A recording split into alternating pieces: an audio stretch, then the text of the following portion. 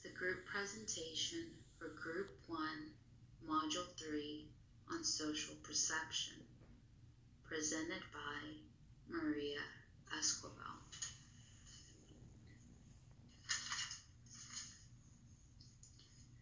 There are different concepts and theories that are vital to the configuration of social perception. Social identity, relative deprivation, and social comparison are all formative aspects of social perception, as well as central to social psychology. People make inferences and judgments about themselves and those around them. They identify common characteristics that allow them to develop their social identity.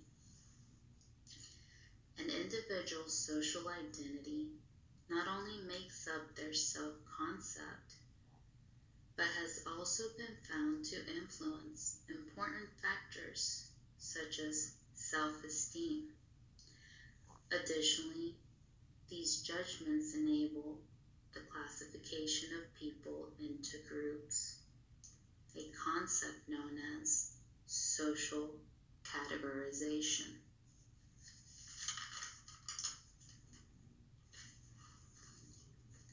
These processes are both instinctive and functional. They can also be adapted to various situations. Unfortunately, they can also underlie social problems, such as stereotypes, prejudice, and discrimination. These sentiments and behaviors can distort perception and lead to violence, hatred, and in some cases, racism. Throughout history, we have witnessed the regrettable effects of racism, a belief of racial superiority that still persists today. Fortunately, the contact hypothesis has inspired the development of approaches and techniques geared towards reducing intergroup conflict in an attempt to alleviate tension and reduce prejudice.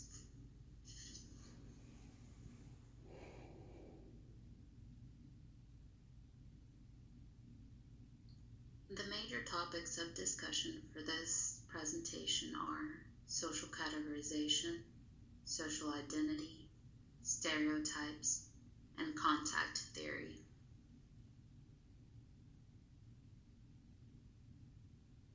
Social categorization is the process by which we classify individuals based on their common attributes. This is a very natural process that emerges early on in the development of human beings. Placing people into categories allows us to easily and effortlessly retrieve the information pertaining to that individual's group membership. It is somewhat used as an approximation of an individual when one possesses little to no information about them beforehand. Social categorization involves the assessment of both normative fit and comparative fit. Normative fit assesses the within-group similarities. On the other hand, comparative fit assesses the between-group differences.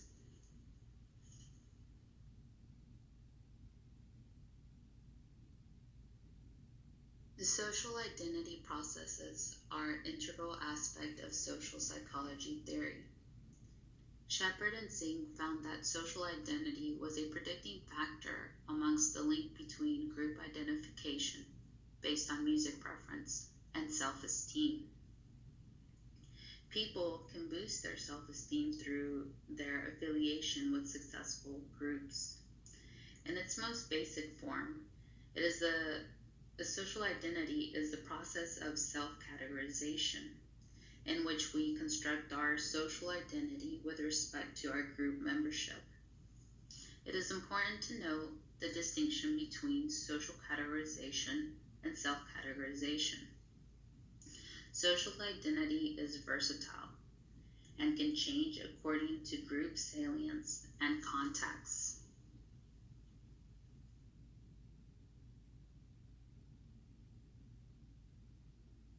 Stereotypes are traits and characteristics assigned to whole groups of people.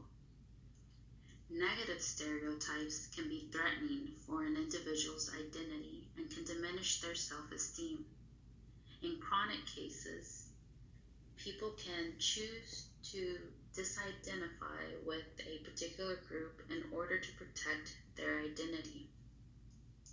Stereotypes play a large role in influencing the intellectual performance of people. For example, a study discovered that negative stereotypes assigned to activists influenced an individual's willingness to support social change in areas of social equality and environmental protection.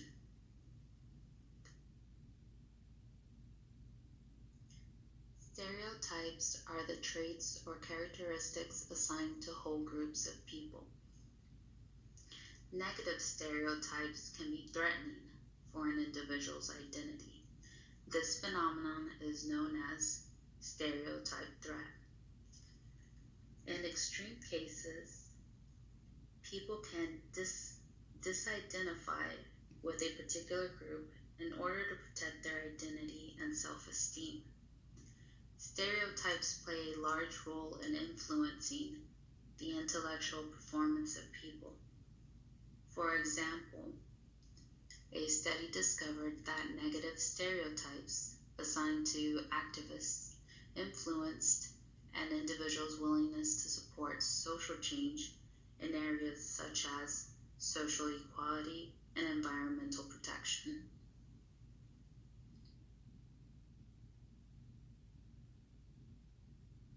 Contact hypothesis, a theory suggesting that under certain conditions, intergroup contact can reduce prejudice among hostile groups.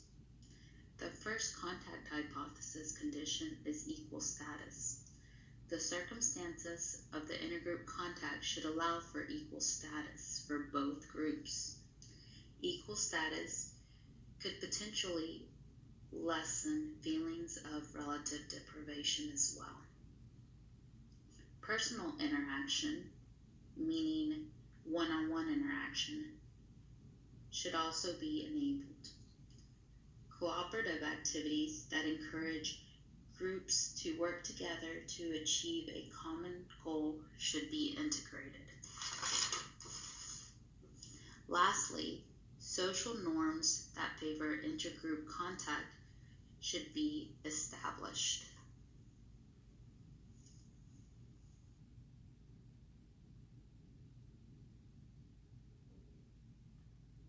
In conclusion, the complexity of our social perception is quite evident. There are various factors that are intertwined and serve a pivotal role in the development of our social identity.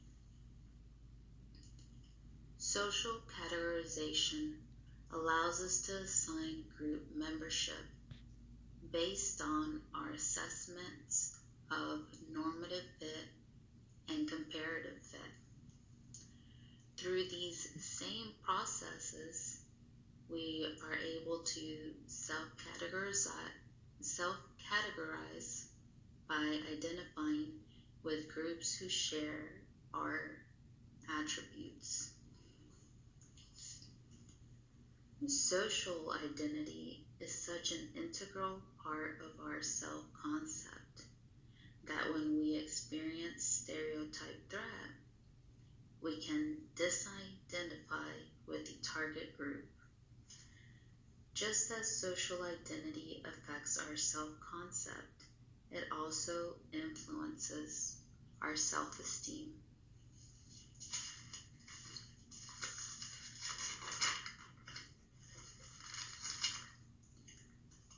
Stereotypes have been known to have negative effects on intellectual performance and perception.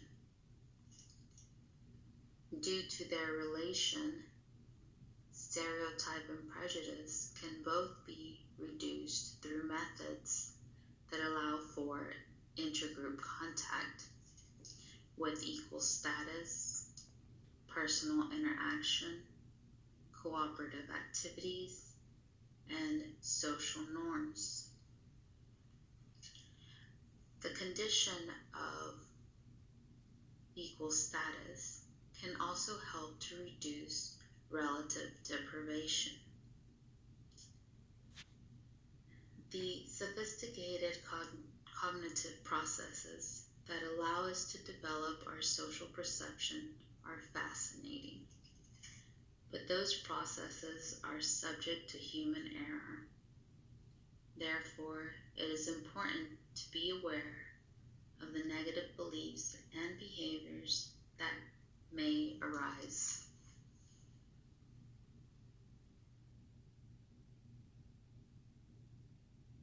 To end this presentation, I would like to leave you with 2 questions.